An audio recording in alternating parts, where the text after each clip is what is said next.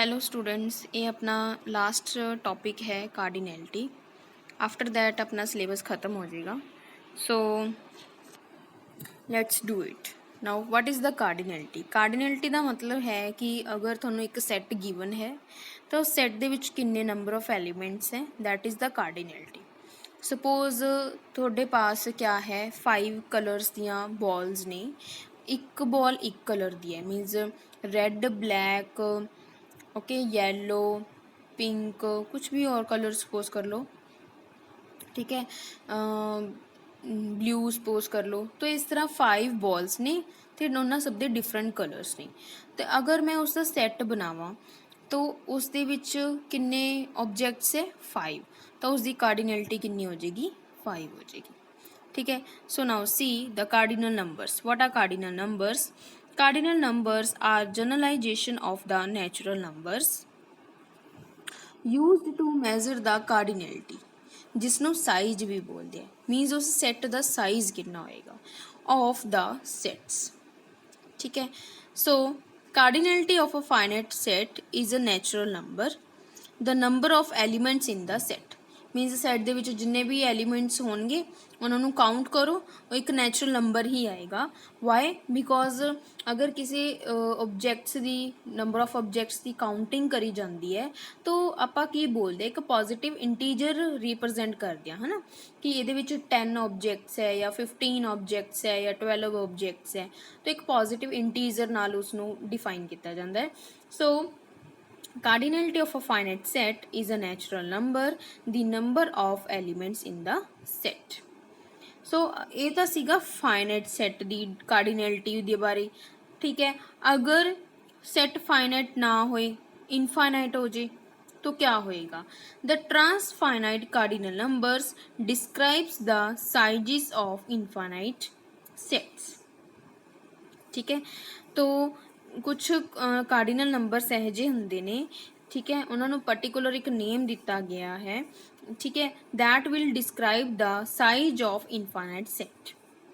So in case of infinite sets, cardinality is defined in terms of bijective function।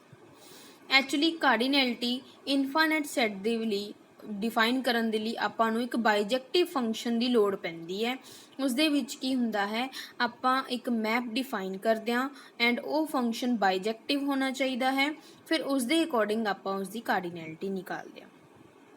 तो अगर दो SATS A and B, ठीक है, जिन्हों के पास सेम नंबर ऑफ एलीमेंट्स होन या सेम कार्डिनैलिटी होए, ठीक है, तो उसनों की बोलते हैं ए इज़ इक्विपोटेंट टू बी, ठीक है।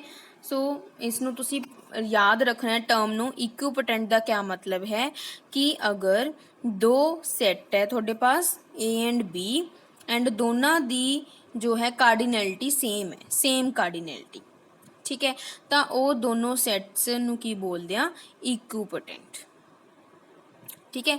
इसनू की बोलिया जाता है A is equipotent to B.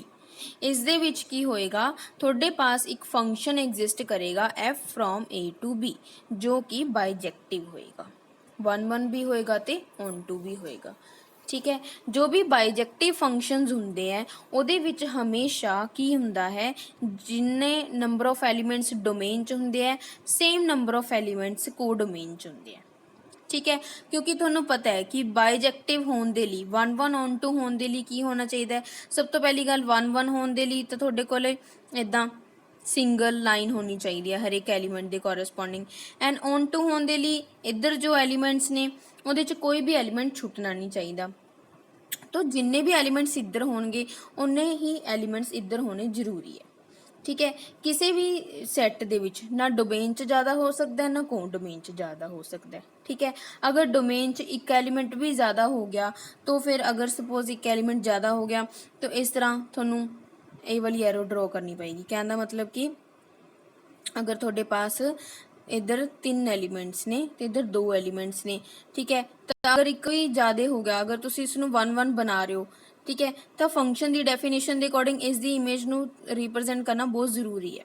तो इस नू थोनों एसोसीएट करना पड़ेगा या तो पहले नाल या फिर दूसरे नाल, इस तरह, ठीक है। तो इस तरह की अगर जो 2 लाइन्स बन जांदियां ने, ठीक है, ਇਹਦਾ मतलब की है कि 2 एलीमेंट्स की इमेज सेम आ रही है, ਤਾਂ ਉਹ 1 1 ਨਹੀਂ ਹੈਗਾ। ਠੀਕ ਹੈ, 1 1 ਹੋਣ ਦੇ ਲਈ ਸਿੰਗਲ ਐਲੀਮੈਂਟ ਸਿੰਗਲ ਨੂੰ ਹੀ ਜੁਆਇਨ ਕਰਦਾ ਹੈ।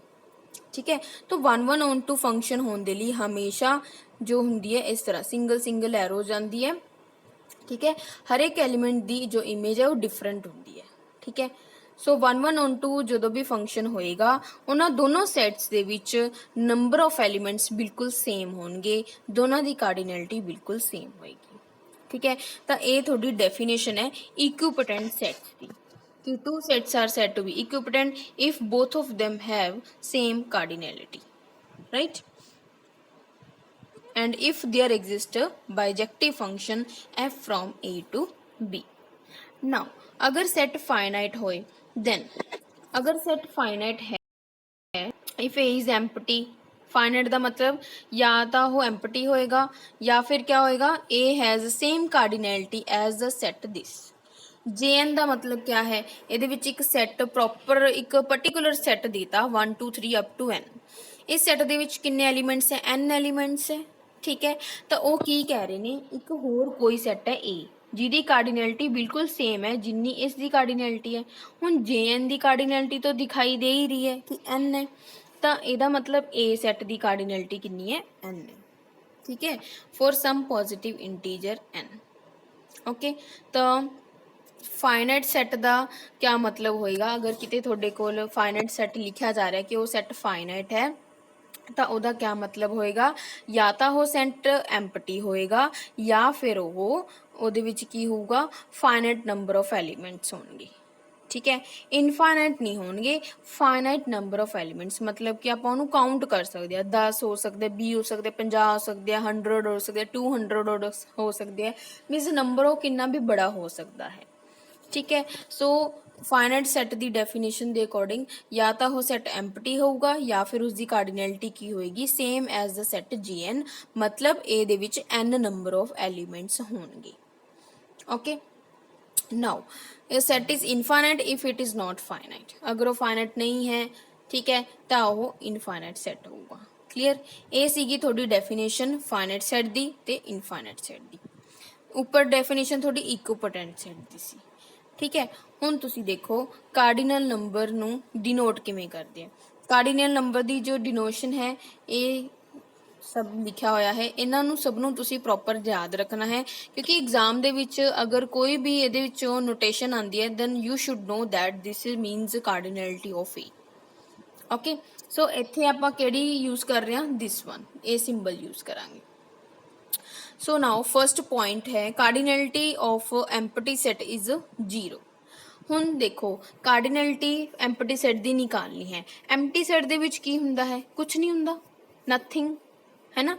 अगर थोनू कहा जाए कि उस थोड़े पास एक बैग है दैट इज एम्पटी, तो थोनू पूछा जाए कि how many balls are in the bag, right, तो तुसी की कहोगे 0 कि कोई बॉल नहीं है ना। सो इसका मतलब क्या हो गया, एम्प्टी सेट की कार्डिनैलिटी क्या है, 0। Okay, second point, if A is finite set consisting of n elements, आपां नू पता है कि ए दे विच एन एलीमेंट्स है, दैन उसका कार्डिनल नंबर क्या होएगा, एन होएगा। एंड उसनू लिखना किमें है, इस तरह लिखना है तुसी। ओके, उस तो बाद है third point cardinal number of n. हुण एन क्या है, n is very interesting thing, n is a set of all the natural numbers। हुण तुसी इमेजिन करो कि n दे विच किन्ने नंबर ऑफ एलीमेंट्स ने, देखो n दे विच क्या है, सारे नेचुरल नंबर्स। तुसी 1 तो स्टार्ट करोगे, 1 2 3 4 5 6 चलते जाओगे, 100 तक पहुँच गए, 200 300 1000 10,000 50,000 1 लाख 1 करोड़, इदा तुसी अगे लिखते ही जा रहे हो, लिखते ही जा रहे हो, बट ये जो नंबर है पॉजिटिव इंटीजर्स ने ये कदे ख़त्म नहीं होंगे, है ना। तो थानू कोई भी अगर नंबर दे दिता जाए तो तुसी उस तो बड़ा एक नंबर होर भी लिख सकते हो, लिख सकते हो कि नहीं, यस। अगर थानू कहा जाए कि 1 करोड़ तो बड़ा कोई नंबर बताओ तो तुसी बड़े आराम से लिख सकते हो 1 करोड़ 1, ठीक है, 1 करोड़ 2, है ना। इस तो भी बड़े बड़े नंबर्स, मतलब कितना भी बड़ा अगर थानू नंबर दे दिता जाए तो तुसी उस तो बड़ा नंबर लिख सकते हो।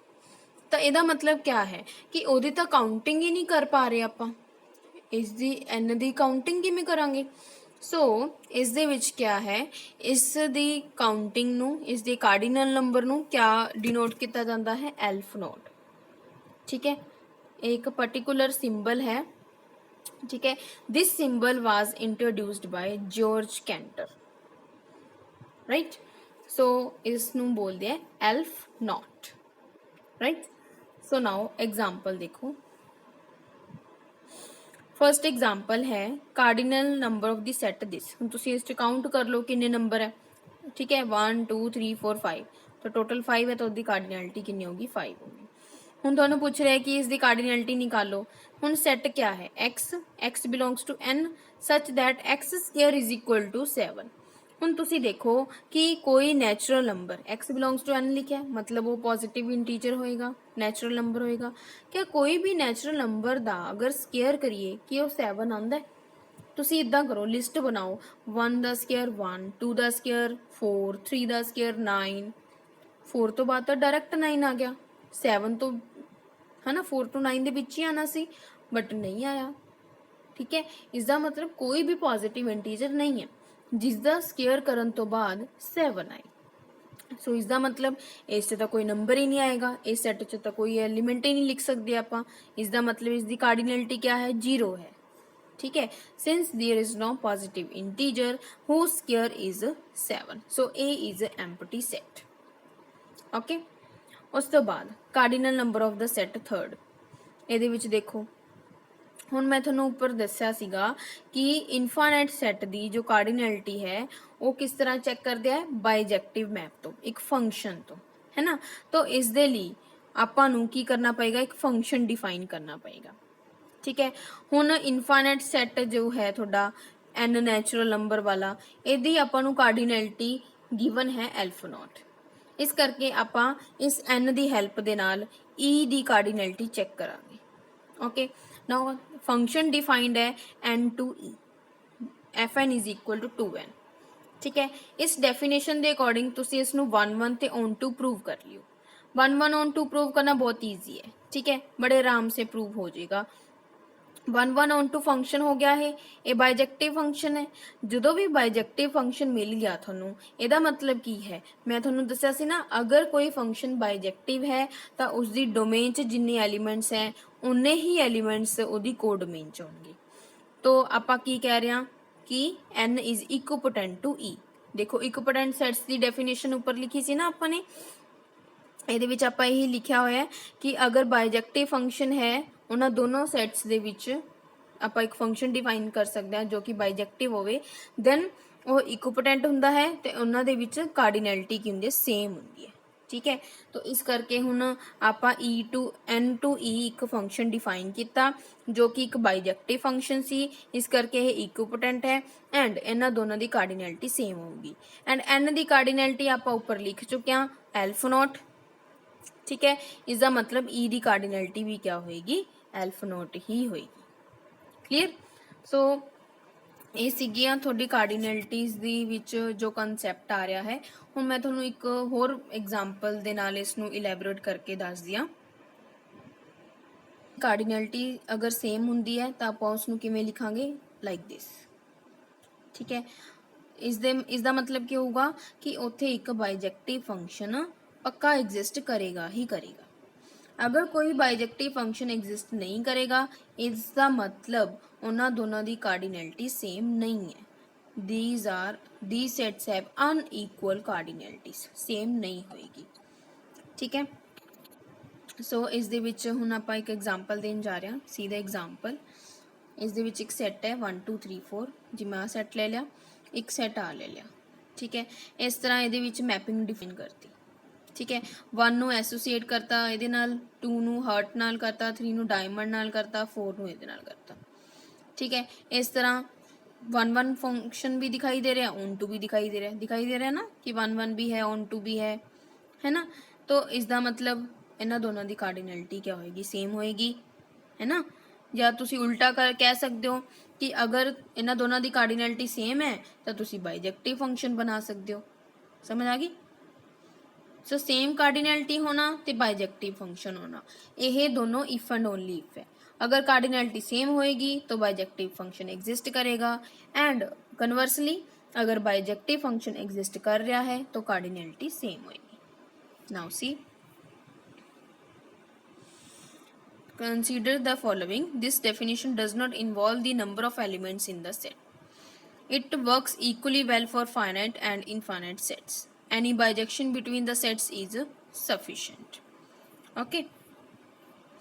ਆਪਾਂ ਐਕਚੁਅਲੀ ਕੀ ਕਰ ਰਹੇ ਹਾਂ, ਆਪਾਂ ਚੈੱਕ ਕਰ ਰਹੇ ਹਾਂ ਕਿ ਜੋ ਨੈਚੁਰਲ ਨੰਬਰਸ ਦੇ ਵਿੱਚ ਆਪਾਂ ਇੱਕ ਸੈੱਟ ਬਣਾਉਂਦੇ ਹਾਂ ਪੋਜ਼ਿਟਿਵ ਇੰਟੀਜਰਸ ਦਾ, ਠੀਕ ਹੈ, ਉਹਦੇ ਵਿੱਚ ਜਿੰਨੇ ਪੋਜ਼ਿਟਿਵ ਇੰਟੀਜਰਸ ਨੇ, ਕਿਆ ਉਹਨਾਂ ਦੀ ਕਾਊਂਟਿੰਗ कार्डिनैलिटी ਉਹਨਾਂ ਦੀ ਸੇਮ ਹੋਏਗੀ ਜਿੰਨੇ ਨੰਬਰ ਆਫ ਆਲ ਇੰਟੀਜਰਸ ਨੇ. ਦੇਖੋ z ਦਾ ਮਤਲਬ ਕੀ ਹੁੰਦਾ ਹੈ, z ਦਾ ਮਤਲਬ ਤਾਂ ਇਹ ਹੈ ਕਿ ਸਾਰੇ ਜੋ ਇੰਟੀਜਰਸ ਆਪਾਂ ਲੈ ਸਕਦੇ ਹਾਂ, ਪੋਜ਼ਿਟਿਵ ਵੀ, ਨੈਗੇਟਿਵ ਵੀ, ਜ਼ੀਰੋ ਵੀ, ਇਹ 'ਚ ਸਾਰੇ ਇੰਟੀਜਰਸ ਆਉਣਗੇ. ਆਪਾਂ ਚੈੱਕ ਕਰਨਾ ਹੈ ਕਿ ਦੋਨਾਂ ਦੀ कार्डिनैलिटी ਸੇਮ ਹੈ ਜਾਂ ਨਹੀਂ ਹੈ, ਠੀਕ ਹੈ.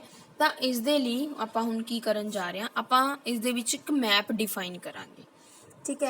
अगर वो फंक्शन बाइजेक्टिव प्रूव हो गया तो इसका मतलब की होगा दोनों की कार्डिनैलिटी बिल्कुल सेम है, ठीक है. तो ट्रू और फॉल्स या किमें भी थोनों एग्जाम दे विच क्वेश्चन आ सकता है कि चेक करो इन्हां दी कार्डिनैलिटी सेम है या नहीं है, ठीक है.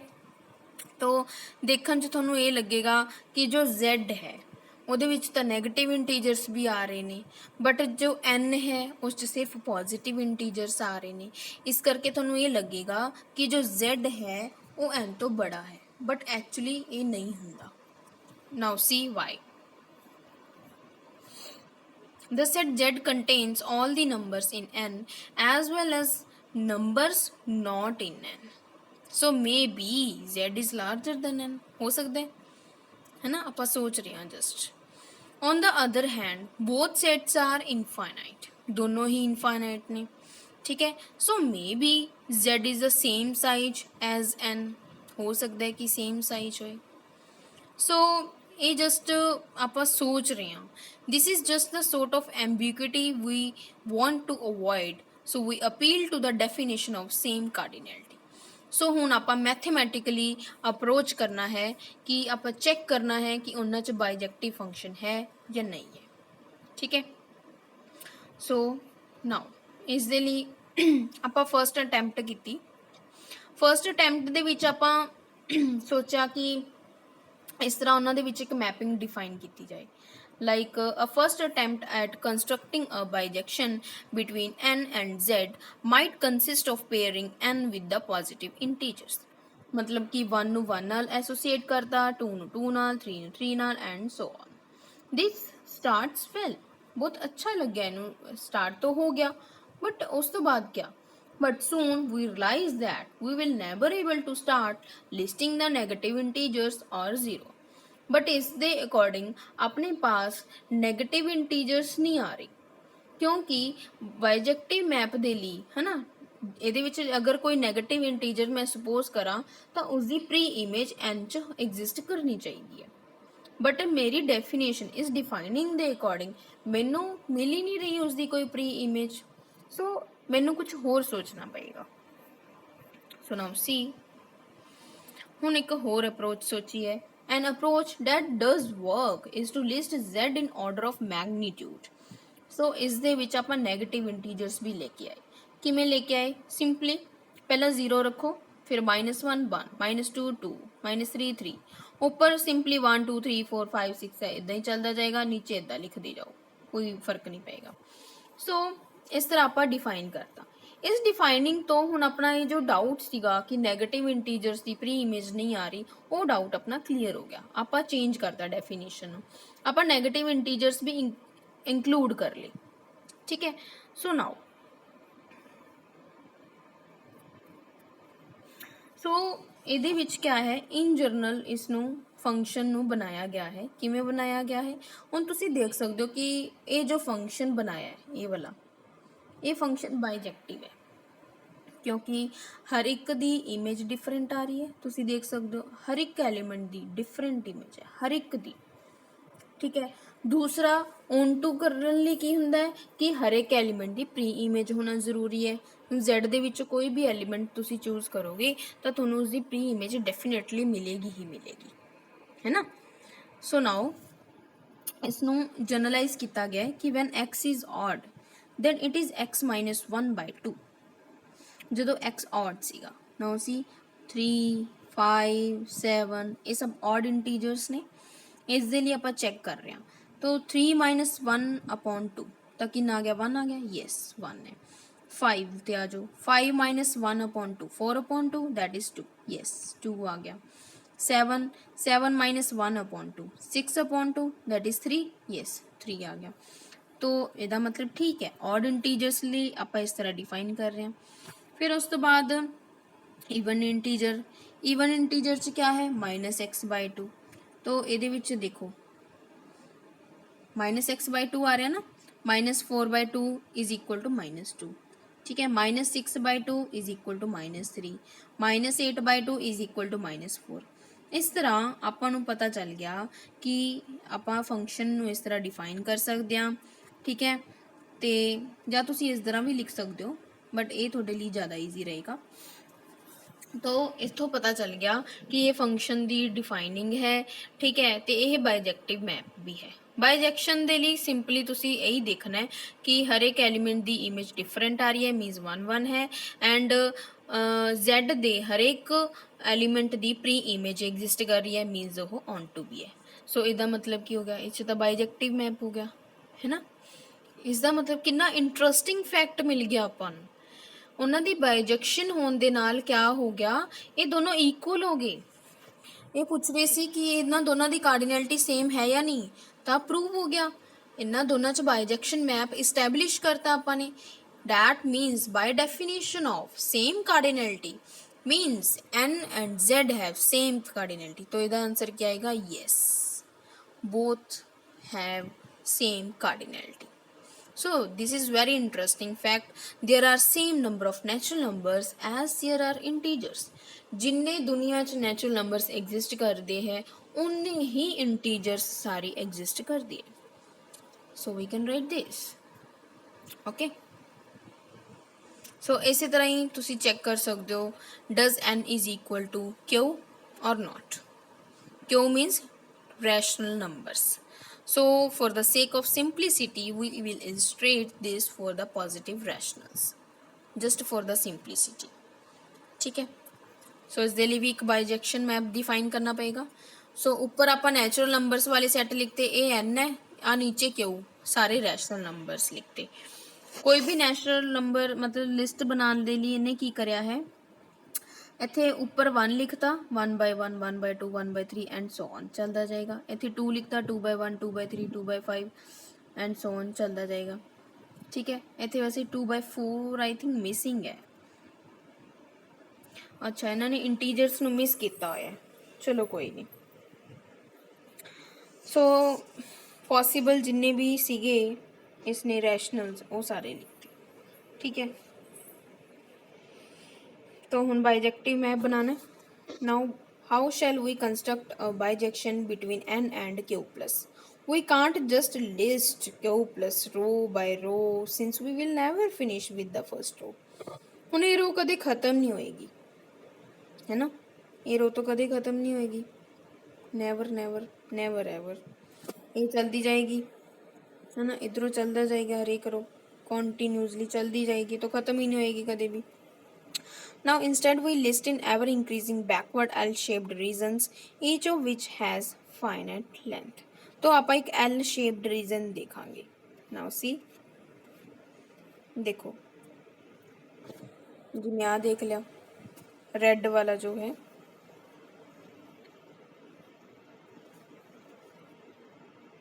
जो मैं कहा देख लिया, देखो रेड वाले रीजन्स देखती जाओ, ठीक है। क्योंकि रेड वाले रीजन्स दे विच की दिख रहा तुहानू पहला बनाई सी एक एलीमेंट सी मतलब फाइनाइट है, फिर एक आ रीजन बनाया है 3 एलीमेंट्स है मतलब फाइनाइट है ना। Similarly third one fourth one देखो फाइनाइट आ रहा है ना। ये जो रीजन बन रहे हैं फाइनाइट आ रहे है ना। जो ये रेड रीजन बनाया है ये फाइनाइट दिख रहा ना ਤੁਹਾਨੂੰ ਇਹਦੇ ਚ फाइनाइट नंबर ऑफ एलिमेंट्स आने ने सिर्फ रेड वाले च now since we have found a bijection between n and q plus we know that they have the same cardinality so इस तरह ਆਪਾਂ ਨੂੰ ਇੱਕ ਬਾਈਜੈਕਸ਼ਨ ਮਿਲ ਗਈ ਸਮਝੇ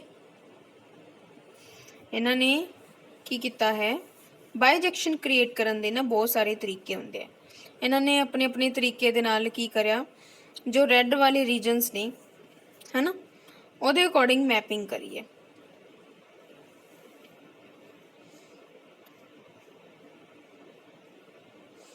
ਮੈਪਿੰਗ ਕਿਵੇਂ ਕਹਿਣ ਦਾ ਮਤਲਬ ਕਿ ਇਹ ਕਹਿੰਦੇ ਕਿ ਰੋ ਨੂੰ ਲਿਸਟ ਕਰਨ ਦੀ ਬਜਾਏ ਤੁਸੀਂ ਐਲ ਸ਼ੇਪਡ ਰੀਜਨ ਨੂੰ ਲਿਸਟ ਕਰੋ ਜਿਹਦੀ ਲੈਂਥ ਫਾਈਨਾਈਟ ਹੋਵੇ ਹੈਨਾ ਤਾਂ ਇਸ ਤਰ੍ਹਾਂ ਤੁਸੀਂ ਉਹਦੇ ਚ ਬਾਈਜੈਕਸ਼ਨ ਕ੍ਰੀਏਟ ਕਰ ਸਕਦੇ ਹੋ 1 ਨੂੰ ਪਹਿਲੇ ਨਾਲ ਜੁਆਇਨ ਕਰਤਾ ਜਿਹੜੀ ਪਹਿਲੀ ਐਲ ਸ਼ੇਪਡ ਰੀਜਨ ਸੀ ਸੈਕਿੰਡ 2 ਨੂੰ 2 ਐਲੀਮੈਂਟ ਨੂੰ ਦੂਜੀ ਨਾਲ ਕਰਤਾ ਤੀਜੀ ਨੂੰ ਜਿਹੜੀ ਥਰਡ ਵਾਲੀ ਆ ਬਣੀ ਸੀ ਇਹਦੇ ਨਾਲ ਕਰਤਾ 4 ਨੂੰ ਇਹਦੇ ਨਾਲ ਕਰਤਾ ਨੈਕਸਟ ਵਾਲੀ ਇਸ ਤਰ੍ਹਾਂ ਉਹ ਕਹਿੰਦੇ ਤੁਹਾਡੇ ਕੋਲ ਇੱਕ ਬਾਈਜੈਕਸ਼ਨ ਮਿਲ ਜੇਗੀ तो बाइजेक्शन है इसका मतलब की हो जाऊगा इसका मतलब की हो जाऊगा कि उन्होंने दोनों की कार्डिनैलिटी क्या है बिल्कुल सेम है सॉरी ये थोड़ा अगे चला गया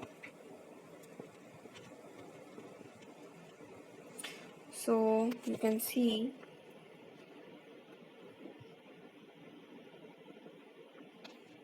हाँ देखो रेड वाला सी ना इदा हो गया फिर सेकंड वाली रेड लाइन थर्ड वाली रेड लाइन इस तरह सो इस तरह एक बाइजेक्शन बनाती इसने तो इतों क्या हो गया कि यस दोनों की कार्डिनैलिटी सेम है इसका मतलब क्यू प्लस की कार्डिनैलिटी कितनी है एल्फ नॉट क्लीयर सो ये सीगियां कुछ एग्जाम्पल्स इस तो बाद क्या है कि तुसी कुछ गूगल सर्च कर सकते हो कार्डिनैलिटी ਨੂੰ ਮਤਲਬ ਪ੍ਰੈਕਟਿਸ ਕਰਨ ਲਈ ਉਹਦੇ ਵਿੱਚ ਕਿਆ ਹੈ ਕੁਝ ਫੰਕਸ਼ਨਸ ਤੁਹਾਨੂੰ ਗਿਵਨ ਹੋਣਗੇ ਫੰਕਸ਼ਨਸ ਦੇ ਵਿੱਚ ਜਿਵੇਂ ਆਪਾਂ ਇੱਕ ਪਹਿਲਾਂ ਐਗਜ਼ਾਮਪਲ ਕਰੀ ਸੀਗੀ ਉਹਦੇ ਵਿੱਚ ਆਪਾਂ ਨੇ ਲਿਖਿਆ ਸੀਗਾ x belongs to n and x square is equal to 7 ਉੱਥੋਂ ਆਪਣੇ ਕੋਲ ਉਸ ਸੈੱਟ ਦੇ ਵਿੱਚ ਕੋਈ ਐਲੀਮੈਂਟਸ ਨਹੀਂ ਸੀ ਆਇਆ ਇਸ ਕਰਕੇ ਉਸ ਦੀ ਕਾਰਡੀਨੈਲਿਟੀ ਕੀ ਸੀ 0 ਸੀਗੀ ਸੋ ਇਸੇ ਤਰ੍ਹਾਂ ਹੀ ਤੁਸੀਂ ਕੁਝ ਹੋਰ ਐਗਜ਼ਾਮਪਲਸ ਦੇਖ ਸਕਦੇ ਹੋ ਕੁਝ ਫੰਕਸ਼ਨਸ ਇਸ ਤਰ੍ਹਾਂ ਡਿਫਾਈਨ ਕੀਤੇ ਹੋ ਸਕਦੇ ਨੇ ਜਿਹਦੀ ਤੁਸੀਂ ਕਾਰਡੀਨੈਲਿਟੀ ਫਾइंड आउट कर सकते हो ठीक है तो इस कार्डिनैलिटी का जो कंसैप्ट है यदी सारी डेफिनेशंस नू ठीक है फाइनाइट सैट की डेफिनेशन इक्विपोटेंट की इनफाइनाइट सैट की ठीक है एल्फ नोट क्या हुंदा है ये सब तुसी अच्छी तरह प्रॉपरली याद करना है ठीक है सारी डेफिनेशंस बहुत अच्छी तरह करनियां है ठीक है कोई भी डेफिनेशन थोनों 2 मार्क्स दे विच आ सकती है ठीक है शॉर्ट क्वेश्चन दे विच आ सकती है या जिन्ने भी मार्क्स का होएगा वो ठीक है तो उस डेफिनेशन नू तुसी प्रॉपरली याद करना है ओके थैंक यू सो इत्थे अपना सिलेबस खत्म हुंदा है अगर कोई डाउट होए you can ask me thank you.